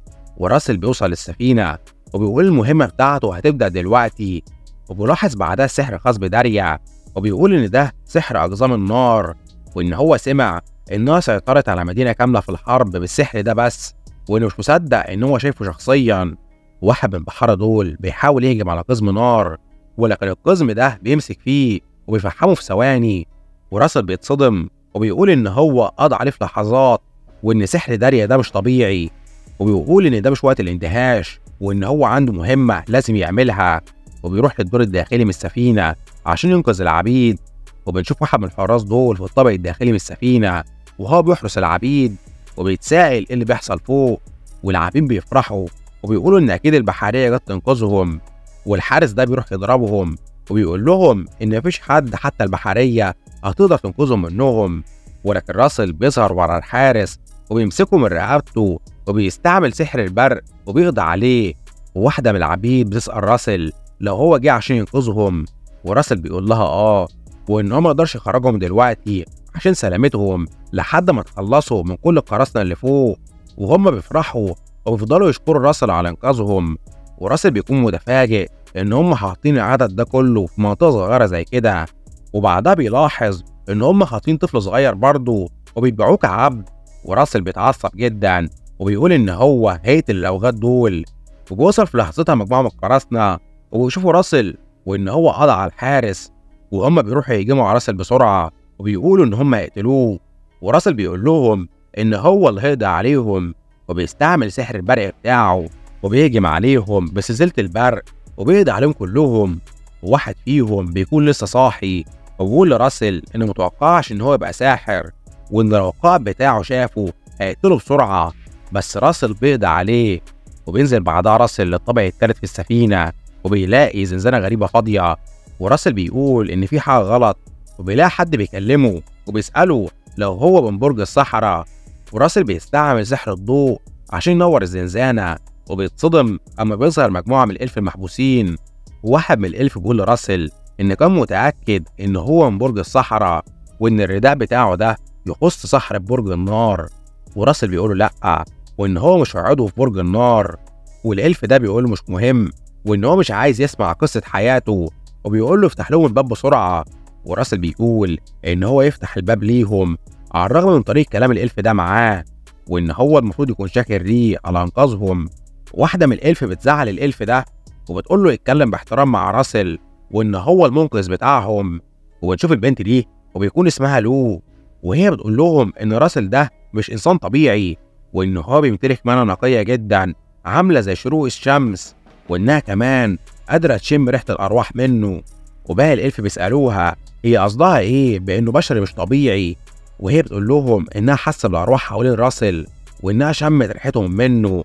وراسل بيتفاجئ وبيقول ريحة أرواح إيه اللي بيتكلموا عنها، وكل الموجودين بيكونوا مصدومين وبيقولوا إزاي بشري عنده ريحة الأرواح. وراسل بيكون مش فاهم وبيفضل يشم في نفسه وبيقول هم قصدهم إيه. والإلف اللي كان بيتكلم بتكبر مع راسل بيروح له وبيعتذر له وبيطلب منه إنقاذهم، وهم كلهم بينحنوا لراسل وبيطلبوا منه مساعدته.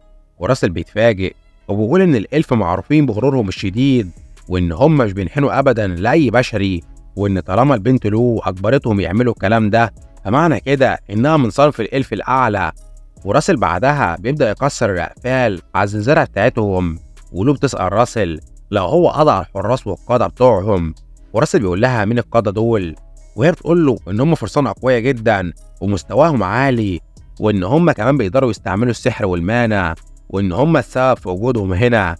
وبنرجع تاني لسطح السفينة وبنشوف قائد السفينة وهو بيقول إن الأتباع بتوعه ضعاف جدا، وإن هم مش عارفين يتعاملوا مع سحر نار ضعيف زي ده.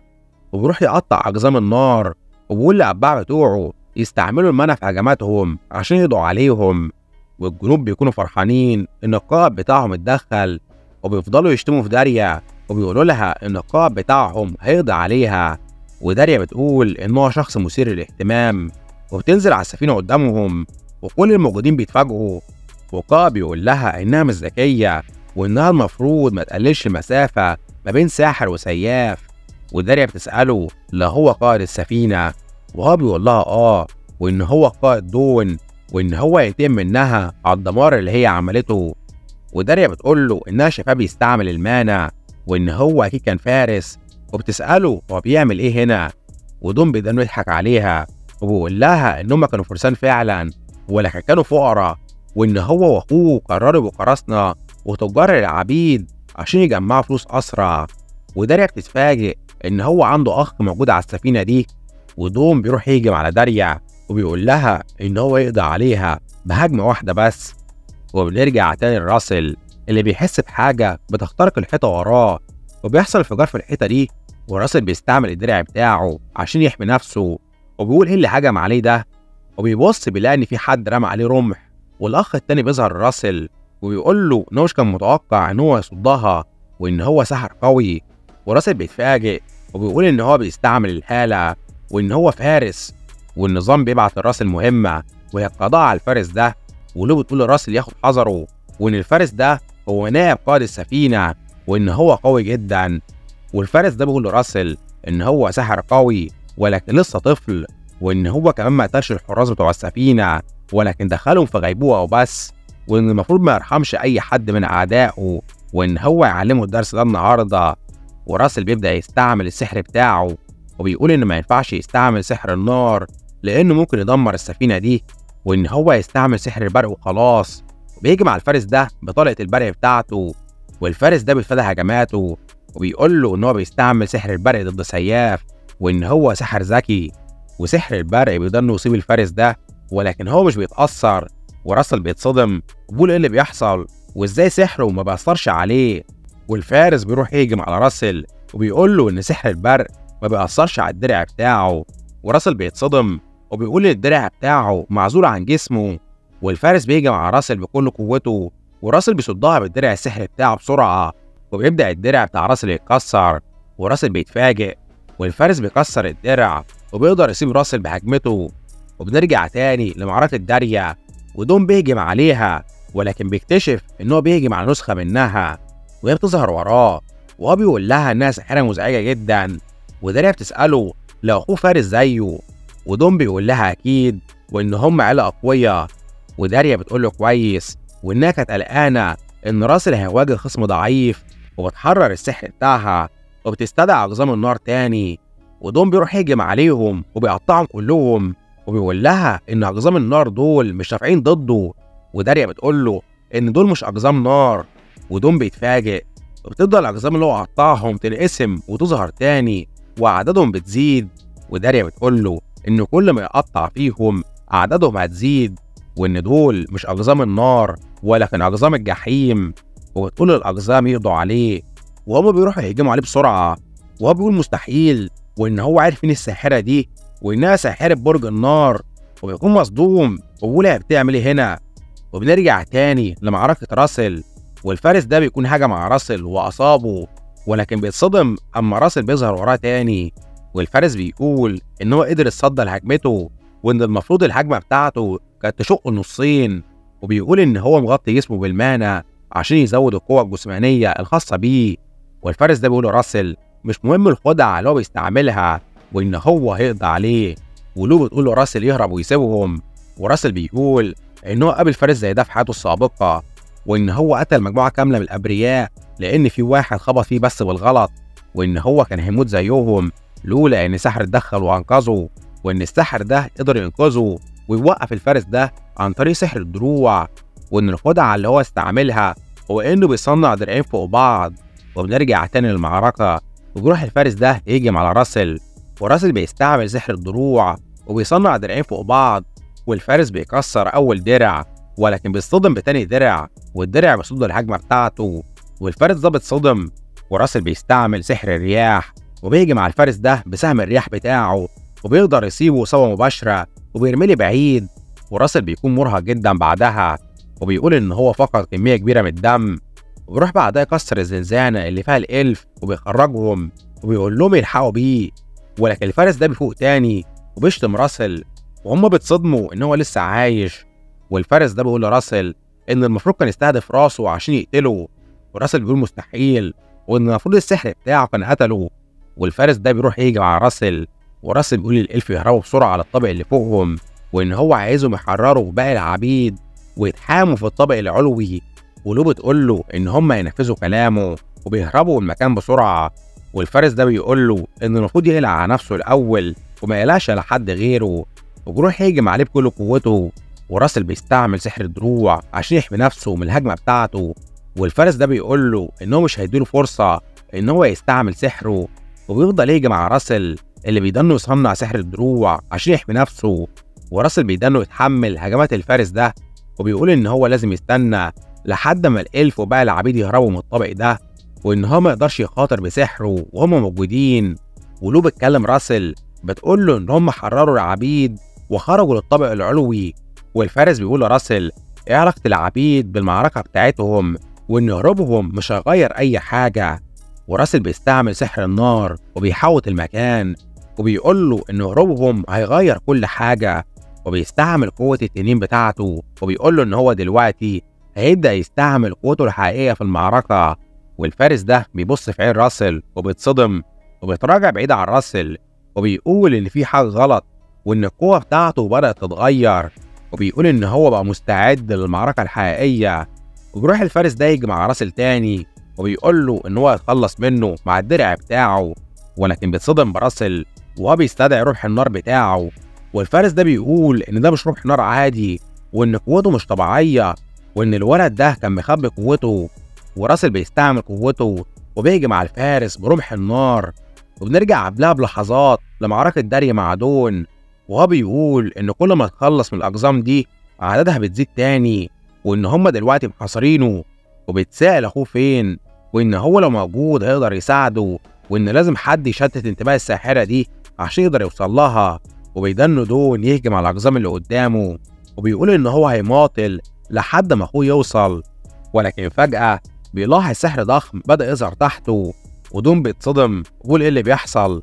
وبيحصل انفجار سحري كبير تحته وبيصيبه إصابة كبيرة، وهو بيكون مصدوم وبيقول سحر النار ده جه منين. وداريا بتتفاجئ وبتقول سحر النار ده مين اللي استعمله. وفجأة بيظهر الإلف والعبيد اللي كانوا مخطوفين وراها، وهي بتقول إنها كانت مهملة وإنها سابت راسل يتولى كل حاجة حتى الفارس اللي كان بيواجهها. وراسل اللي بيكون فقد الوعي بتاعه النظام بيقول له إن هو خلص المهمة واستلم جايزته حجارة سحرية.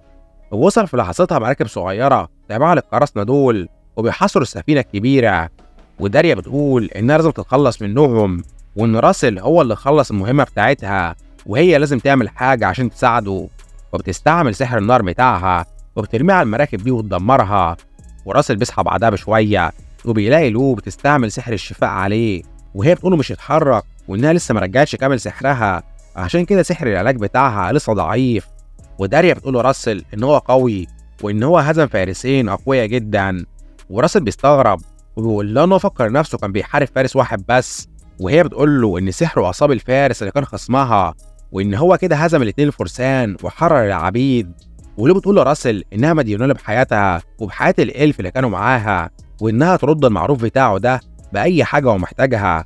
وراسل بيقول لها إن هو ساحر وإن هو عمل اللي أي حامي غيره كان هيعمله عشانها. وداريا بتقول له إنها ساعدتها هي كمان والمفروض تشكرها برضه، ولو فعلا بتشكرها. وبيوصل الإلف اللي كانوا مع لو وبيقولوا لداريا إن هم عالجوا كل العبيد المصابين وحالتهم كويسة دلوقتي. وراسل بيتفاجئ وبيقول إن الإلف دول بيتعاملوا مع داريا بطريقة مختلفة عنه. وراسل بيقول له إن عايز يسألها عن حاجة مهمة، هي كان قصدها إيه أما قالت إن هو خارج منه ريحة الأرواح. وداريا بتتصدم أول ما بتسمع كده، ولو بتسأل راسل لو هو هجين تنين.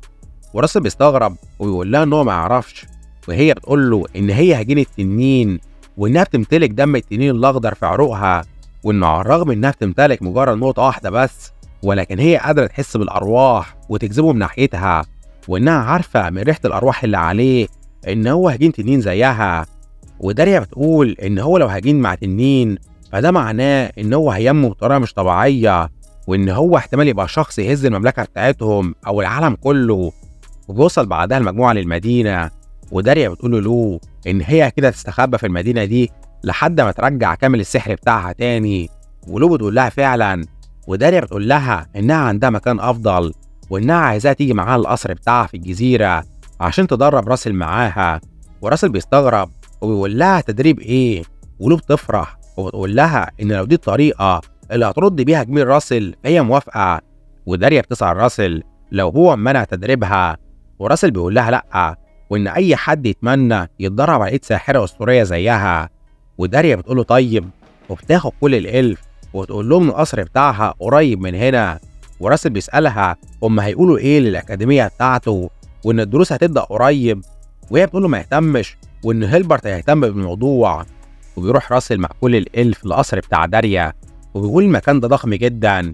وداريا بتقول له راسل ما يهتمش بالمكان وإنها عايزاه يحس بالراحة هنا. ولو بتشكر داريا وتقول لها إن القصر بتاعها جميل جدا.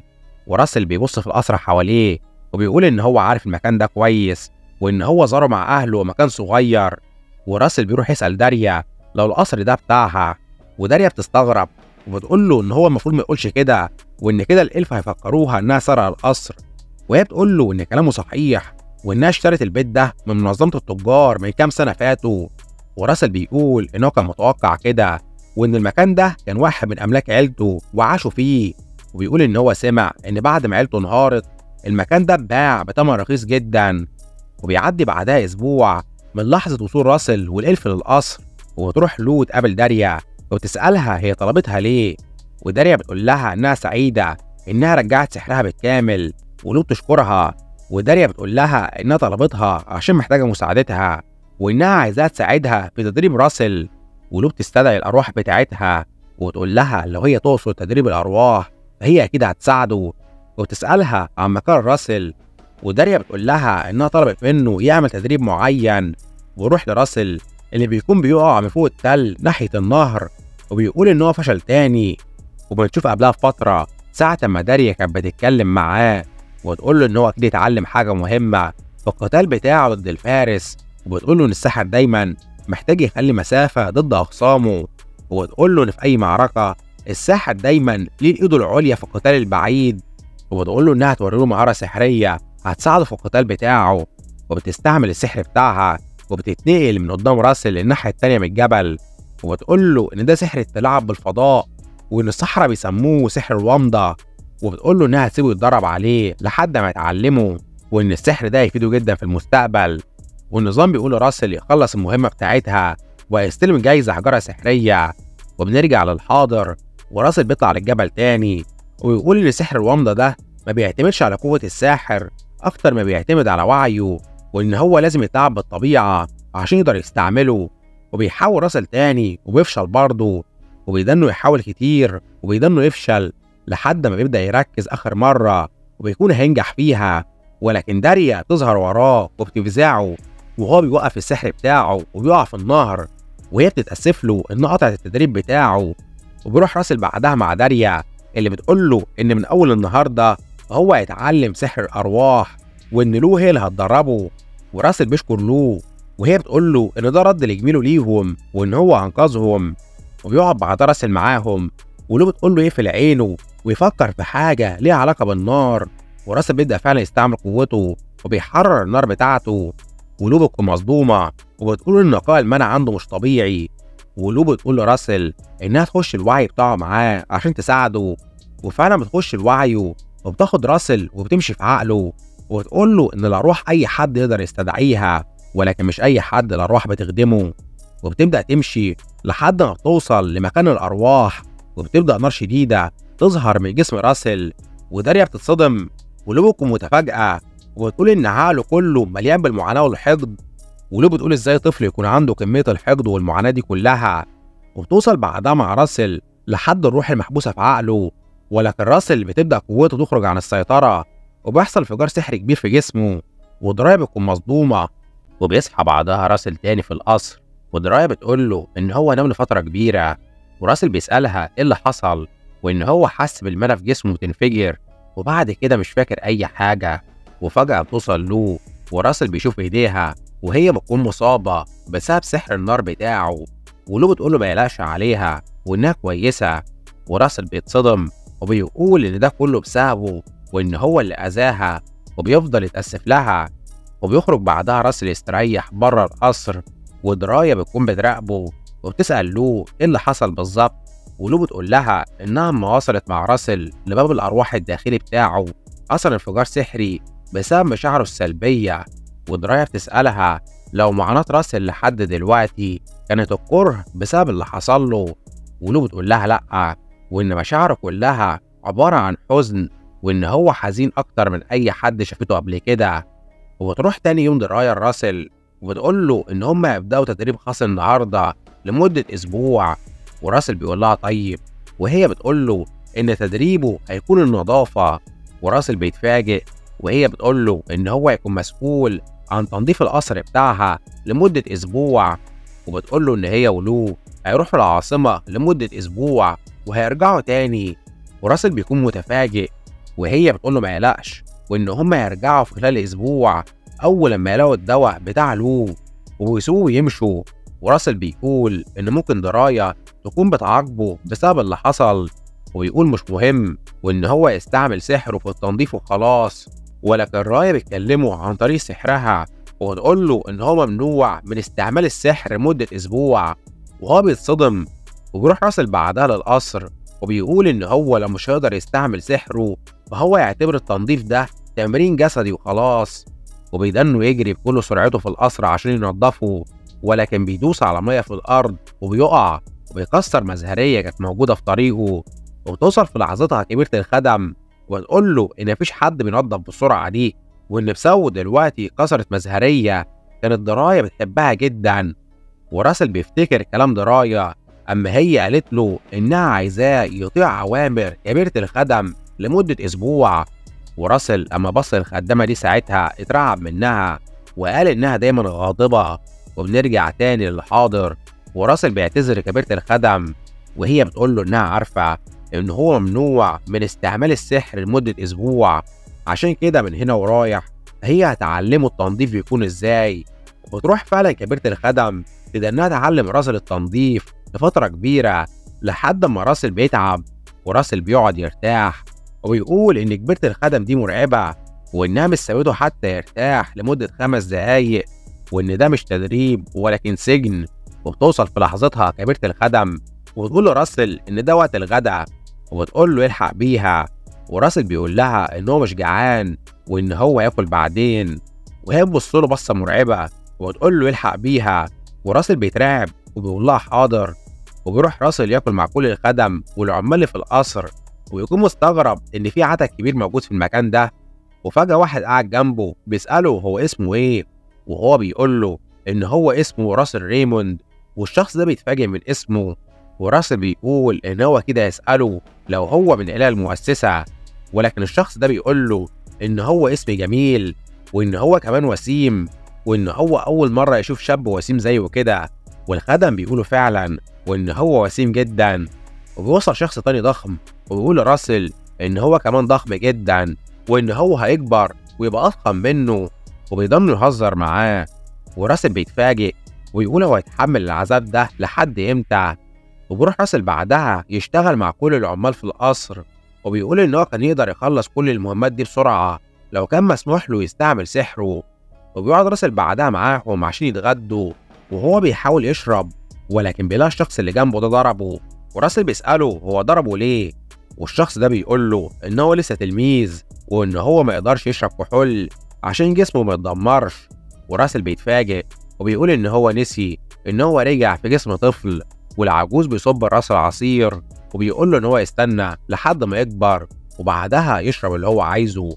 وبتوصل في لحظتها كبيرة الخدم وبتقول لهم إنها جابت لهم الأكل بتاعهم والوجبات الخفيفة عشان يستمتعوا بوقتهم، وهم بيكونوا فرحانين وبيقولوا إن هم يحتفلوا النهاردة بالفرد الجديد في العيلة بتاعتهم. وكبيرة الخدم بتفضل تراقب راسل اللي بيكون فرحان ومستمتع بوقته مع الكل، وبيكون فرحانة جدا.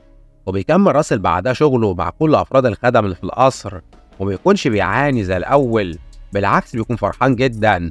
وبيمر بعدها 6 أيام، وراسل بيقول إن المفروض دراية توصل بكرة، وإن هو استمتع بالأسبوع ده اللي هو قضاه من غير سحر أو تفكير. وبتوصل كبيرة الخدم وبتقول له راسل إنها شايفاه إن هو بيحب المكان ده جدا، وراسل بيقوم يحييها، وهي بتقول له إنها خادمة وإن هم يعتبروا أفراد عيلة دلوقتي وهو مش محتاج يعمل كده. وهي بتسأله هو دايما بيحضر المنطقة دي في القصر ليه؟ وراسل بيقول لها إن المنطقة دي بتفكره بناس معينة هو بيحبهم، وهي بتقول له يروح يقابلهم طالما هو مشتاق ليهم للدرجة دي. وراسل بيقول لها إن للأسف حتى سحر الانتقال ما يقدرش يوصله لمكانهم لأنهم ميتين. والخادمة دي بتتفاجئ وبتقول له راسل إن بكرة آخر يوم ليه معاهم، وإنها عايزاه يستمتع بوقته معاهم لحد الآخر. وبتقول له إنها متعرفش أي حاجة عن السحر أو السحرة، ولكن هي متأكدة إن هو ولد طيب. وراسل بيتفاجئ ويشكرها، وهي بتقول له إن هو لو فشل في حياة السحرة فهي هتاخده كخادم معاها. وراسل بيضحك وبيشكرها، وبترجع تاني يوم دراية مع لو، وراسل بيروح يرحب بيهم. ودراية بتسأل راسل عن شعوره دلوقتي، وراسل بيقول لها إن هو حاسس بتحسن، وهي بتقول له كويس وإنها عايز تتكلم معاه في حاجة مهمة. وبيروح راسل يتكلم معاها وبيسألها لو عملية البحث عن دواء للو أخدت وقت طويل. ودراية بتقول له إن العملية كانت صعبة، ولكن هما لقوا دواء مخصوص عشان يعالجوا لو. بتقول له إنها أثناء الرحلة بتاعتها دورت في الماضي بتاعه وعرفت إن القصر ده كان ملك لعيلته في الماضي. وراسل بيتفاجئ وبيقول لها فعلا. ودراية بتقول له إن لو عرفتها إن في معاناة وحزن كبير في قلبه، وإن عشان كده ما يقدروش يوصلوا لباب الأرواح في عقله. وراسل بيبدأ يتعصب من كلامها، وهي بتسأله لو هو حاسس بالغضب أو حتى الحزن من اللي حصل لعيلته. وراسل ما بيردش عليها، وهي بتقول له إن كل المشاعر اللي هي قالت له عليها لحد دلوقتي هي حسيتها منه أول ما قابلته، وإن هو كان ولد وحيد بيحارب لوحده عشان يرجع أملاك وقوة عيلته تاني، عشان كده هي عايزة تساعده. وبتقول له إنها تديله القصر بتاعه ده تاني. وراسل بيتفاجئ وبيسألها ليه، وهي بتقول له إنها مش هتديله القصر بالمجان، وبتقول له إن الشرط بتاعها إن هو يبقى ساحر الحرب الخاص ببرج النار ويحمي المملكة بتاعتهم. وبتقول له إن ساعتها هو هيبقى معاه فلوس كتيرة ويقدر يشتري القصر ده منها بكل سهولة. وهي بتسأله لو هو موافق على عرضها. وراسل بيتفاجئ، وهي بتقول له إن هو المفروض مبقاش يعاني ويتحمل غضبه وحزنه لوحده ويخلوهم يساعدوه. وبيروح راسل بعدها عشان يكمل تدريبه مع لو، وهي تقول له إن آخر مرة هم وصلوا لباب الأرواح ولكن فشلوا بسبب مشاعره السلبية، وإن هم هيحاولوا المرة دي تاني. وراسل بيقول لها بس هو خايف عليها إنها تتأذى تاني. ولو بتقول له ما يخافش، وإن هم جابوا دواء كتير ليها معاهم وهم جايين، وإنه يقدر يأذيها دلوقتي زي ما هو عايز. وراسل بيقول لها طيب، وبيبدأ يركز وبيخش عقله تاني زي كل مرة، وبيصحى في العقل بتاعه وبيلاقي لو مستنياه جوه. وهي بتقول له إن هم هيبدأوا رحلتهم من هنا تاني، وبيمشوا بعدها وبيوصلوا لحد باب الأرواح بتاعه تاني. ولو بتقول له إن في مشكلة، وإن مشاعره السلبية لسه عاملة حاجز ما بينهم وبين الباب بتاع الأرواح. وراسل بيحاول يقرب، ولكن المشاعر دي بتهجم عليه وبترجعه لبعيد. ولو بتقول له إن هو خطر عليه يقرب من مشاعره دي، وإن مشاهدتها بس بتأثر عليه بالسلب. وراسل بيبدأ يفكر في المشاعر بتاعته من أول بناء عيلته تاني واستعادة أمجادهم لحد الانتقام من كل شخص عمل فيهم كده. وبيعتذر للو ويقول لها إن هو مهما حاول مش قادر يتخلص من أفكاره دي. ولو بتقول له مش مهم وإن هما يحاولوا بعدين. ولكن فجأة راسل بيسمع صوت داريا بتتكلم بره العالم بتاعهم، وداريا بتكون بتسأل كبيرة الخدم عن راسل، وهي بتقول لها إن راسل ولد طيب جدا. وداريا بتسألها لو هي سابته لوحده طول الوقت اللي هي غابته، وكبيرة الخدم بتقول لها لأ، وإن هي والخدم كانوا بمثابة عيلة بالنسبة له.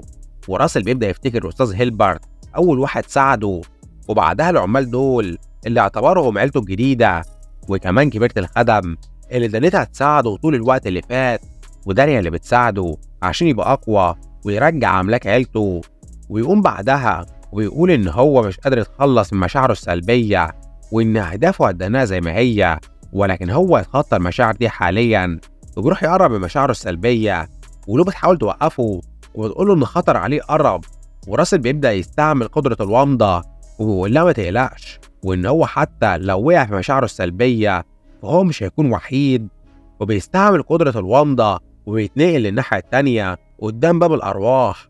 ولو بتكون مصدومة وبتقول إن هو نجح أخيرا في إنه يتخطى المشاعر بتاعته، والنظام بيقول لراسل إن هو نجح في المهمة وإن هو يستلم جوايزه دلوقتي. وراسل بيقول إن هو وصل قدام الباب أخيرا، ولكن هو مش عارف يعمل إيه دلوقتي. ولو بتظهر وراه وبتقول له إن هو المفروض يفتح الباب ويخش، وراسل بيتفاجئ وبيسألها هي وصلت هنا إزاي، وهي بتقول له إن هم مربوطين دلوقتي في عقله وإنها تقدر تحصله لأي مكان. والنظام بيقول لراسل إن المهمة الجديدة بتاعته هي الاتصال مع الأرواح، وإن جايزته هي حجر سحري. راسل بيمد إيده جوه الباب وبيسأل لو إيه اللي هيحصل دلوقتي، وهي تقول له إن الأرواح هي اللي هتقرر وإن واحد فيهم هيختاره. وراسل بيضل يتجول في المكان بين الأرواح وهم بيفضلوا يراقبوه. ولو بتقول له إن محدش يعرف أبدا إيه نوع أو قوة الروح اللي هتختاره، وإن ممكن مفيش حتى أي روح تختاره. وبتقول له إن مهمته دلوقتي هو الانتظار لحد ما يحسموا قرارهم. وداريا بتراقب راسل وبتتساءل هو عمل إيه. وراسل بيقول للأرواح إن هو مش ممانع لو مفيش حد فيه مختاره، وإن هو مش هيكون حزين لأن هو اتخطى مشاعره السلبية خلاص. وفجأة بتظهر روح تنين ضخم وبتحاوط راسل وبتقبل تعمل عقد معاه. وبيخرج راسل بعدها للعالم الطبيعي تاني، وبيلاقي الروح بتاعته ظهرت معاه، وبتكون عبارة عن تنين نار صغير. وراسل بيكون مستغرب وبيقول إن هو أول مرة يشوف روح زي كده. ولو وداريا بيكونوا فرحانين وبيقولوا إن هو نجح أخيرا. وداريا بتقول لراسل إن مش الروح الجديدة بتاعته دي هي الحاجة الوحيدة اللي المفروض يحتفل بيها وبس. وراسل بيبص على جسمه وبيتصدم أما بيلاقي نفسه وصل للدائرة السحرية الرابعة. ودرايا بتقول له إن ده كله بفضل الروح الجديدة، وإن كمان اتغلب على مشاعره السلبية. والنظام بيبعت لراسل بيقول له إن هو استدعى روح قوية وكمان فتح الدائرة السحرية الرابعة، وإن هو يستلم جوائز مجهولة من النظام. وراسل بيستغرب، والتنين الصغير ده بيروح يدانه يلعب مع راسل. وراسل بيكون مستغرب إن في روح بالمنظر ده. ولو بتقول له إنها أول مرة تشوف روح زيها وإنها روح مش طبيعية. بتدي راسل وبتقول له إن هو المفروض يديله اسم يناسبه عشان يكمل العقد ما بينهم. ودرايا بتقول له إن التسمية هي الخطوة الأخيرة في أي عقد من الأرواح. وراسل بيقول لهم إن هو لونه أحمر وهو ممكن يسميه لحمة وخلاص، وهم بيتصدموا من التسمية بتاعته. وراسل بيقول لهم إن هو بيضحك معاهم وإن هو هيديله اسم مناسب، وبيقول لهم إن هو هيسميه بيبر. والتنين بيقبل بالتسمية وبيكمل عقد ما بينهم. ودرايا بتقول لراسل إن هم هيحتفلوا النهاردة وهيكملوا في التدريب بتاعه بكرة. ولو بتقول له إن تدريب الأرواح لسه مخلصش وإنها عايزة تعلمه حاجات كتير عنهم. وراسل بيفرح وبيقول لهم إن هو يعتمد عليهم عشان يبقى أقوى. وبيعدي بعدها شهر من لحظتها وبيروح الأكاديمية تاني، وبيشوفوا ممثلين أبراج السحر مجتمعين في الأكاديمية عشان يختاروا التلاميذ.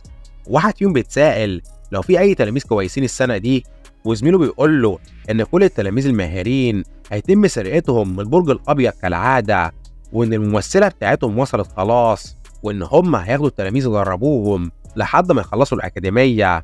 وبيبدأ يوصل ممثلين برج الأصفر وبرج الرمح عشان يختاروا الطلاب بتوعهم. والشخص ده بيقول لصاحبه إن باقي الأبراج لازم يبذلوا مجهود أكبر عشان يتنافسوا معاهم، وإن هم عايزين الطلاب الأمهر والأقوى بينهم.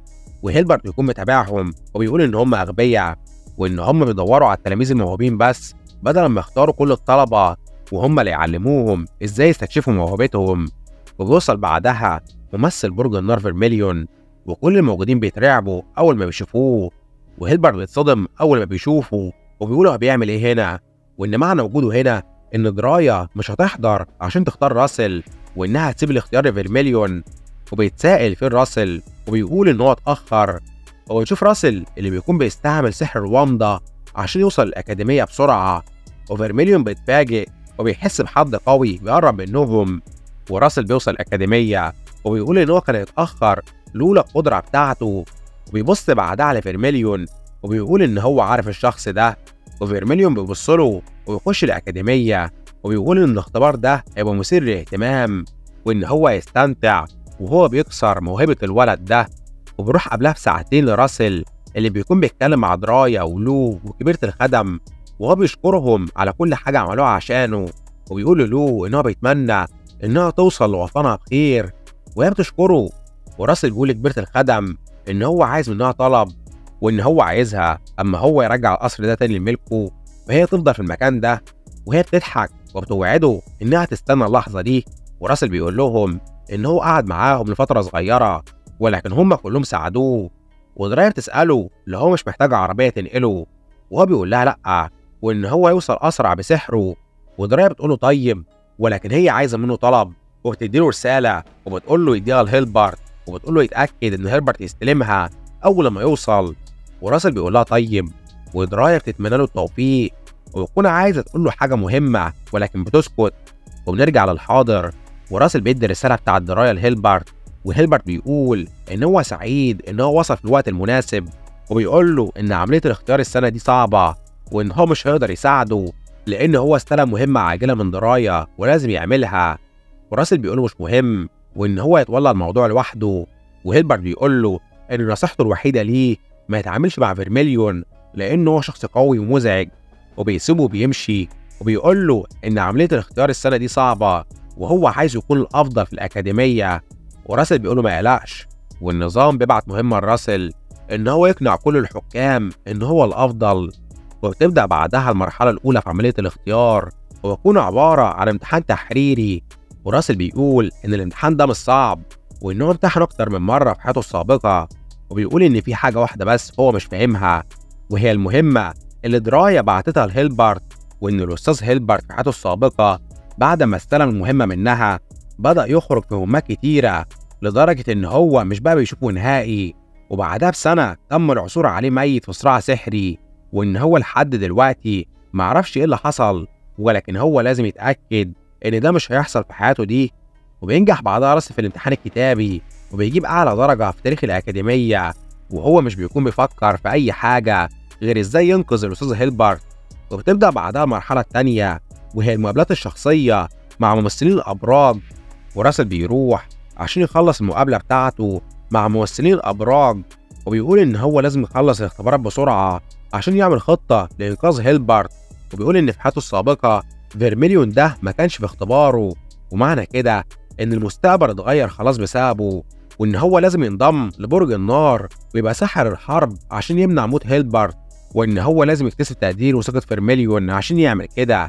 والممثلين بيقولوا راسل إن هم هيسألوه شوية أسئلة بسيطة وهو هيجاوب عليها قدامهم، وهو بيقول لهم طيب، وهم بيبدأوا يسألوا الأسئلة بتاعتهم وهو بيفضل يجاوب عليهم. وبيقول إن أسئلة المقابلة أسهل بكتير من الامتحان الكتابي، وإن الاختبار ده فيه اختبار سري مش معروف، وهو إن الأساتذة الموجودين بيفضلوا يضخوا المانا والهالة بتاعتهم في الجو عشان يشوفوا الطلاب هيستحملوها ولا لأ، وإن اللي بيفقد الوعي بيفشل في الاختبار. وبيقول إن في حياته السابقة كان دايما بينهار وبيفشل في الاختبار ده، ولكن المرة دي مختلفة، وبيتحمل الهالة بتاعتهم ويفضل يجاوب على أسئلة. وزعيم برج الأصفر بيقول إن راسل ده ولد مذهل، وإن هو مش متأثر حتى بالمنى الكبيرة بتاعتهم. وفيرميليون بيقول له إن هو هيزود صعوبة الاختبار، وبيبدأ يضخ كمية منى كبيرة في المكان. وراسل بيتصدم من حجم المنى دي، وكل الموجودين بيتفاجئوا وبيقول إن فيرميليون ده مجنون، وإن مفيش طالب هيتحمل المنى دي كلها، وإن ممكن الطالب ده يموت بسببه. بس بيتصدموا أما بيلاقوا راسل متحمل المانع وما تأثرش نهائي. وزعيم برج الرمح بيقول إن الولد ده مذهل، وإن حتى الأساتذة الجداد في الأكاديمية بيعانوا بسبب قوة ضغط المانع الكبيرة دي، وإن هو سمع إن هو عبقري ولكن دلوقتي اتأكد. والنظام بيبعت لراسل إن 9 من 10 حكام اعترفوا بقدراته. وفيرميليون بيقول لراسل طالما هو متحمل كمية المانع دي فهو هيزود الصعوبة بتاعته، ويبدأ يزود كمية المانع الخارجة منه. وراسل بيتصدم، وزعيم برج الرمح بيوقف فيرميليون وبيقول له إن الاختبار خلص خلاص وإن الطالب نجح. وزعيمة البرج الأبيض بتقول راسل إن هو مميز وإن هو يقدر يمشي دلوقتي لأنه نجح. وبيروح راسل بعدها يرتاح، وبيقول إن ضغط المعدة اللي كان متحمله كان رهيب جدا، والنظام بيبعت له إن 9 من 10 حكام اعترفوا بقدراته. وراسل بيقول إن إقناع فيرميليون هيكون عملية صعبة. وبيروح بعدها للممثلين اللي بيقولوا إن الولد راسل ده عبقري وإن هم عايزين يضموه ليهم، ولكن للأسف زعيمة برج النار هتاخده لنفسها.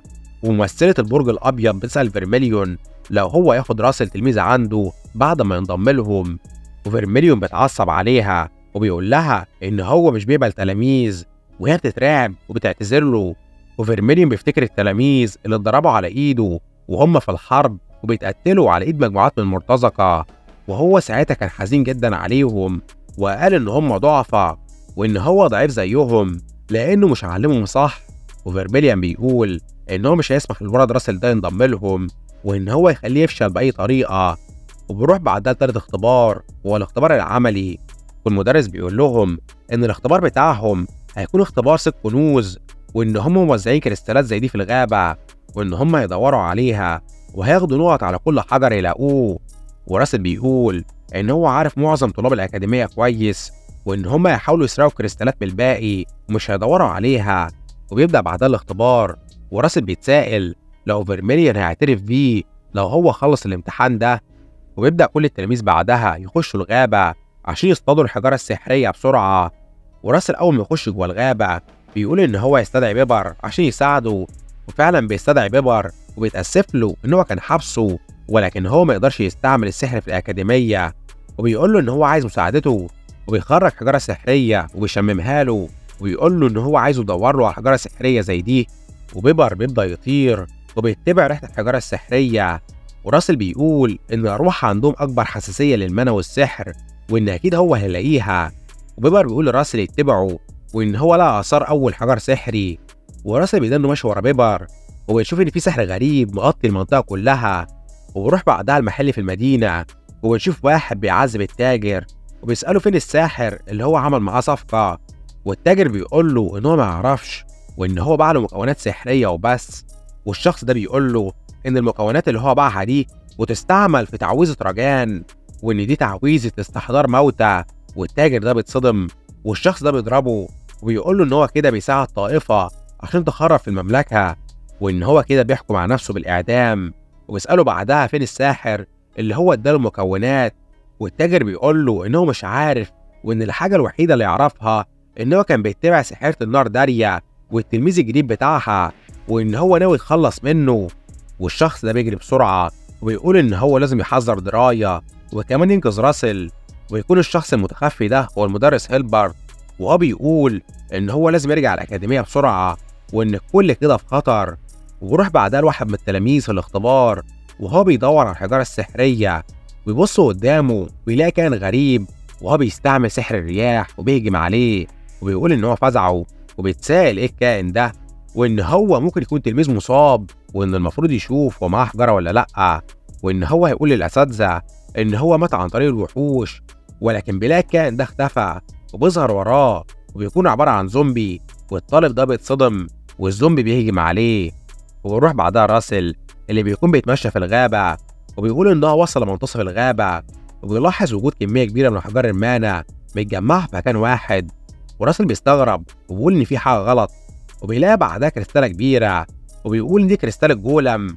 وبيتساءل مين اللي كان بيستدعي جولم هنا، وبيبر بيحذره وبيقول له ان حد هيهجم عليه.